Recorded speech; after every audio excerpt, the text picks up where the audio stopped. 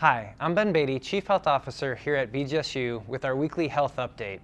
So our COVID-19 case numbers have continued to increase for this reporting period compared to last reporting period. It's similar in trends that we're seeing across Wood County and across the state.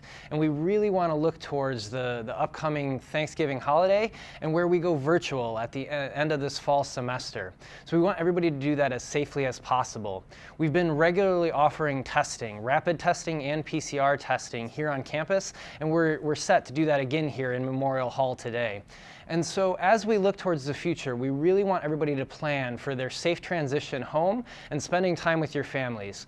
We can't emphasize enough, if you are having any symptoms whatsoever, you need to isolate away from other individuals. We've seen many cases where a person just thinks it's seasonal allergies or a mild cold, and they still go about their daily activities, spending time with family and friends, only to later find out that they do test positive for COVID-19, and now they've potentially spread that virus to other people. As we approach Thanksgiving, we want everybody to be mindful of this. If you have any symptoms whatsoever, you need to think about participating in Thanksgiving with your family virtual, because that's the best way to keep them safe during this holiday season.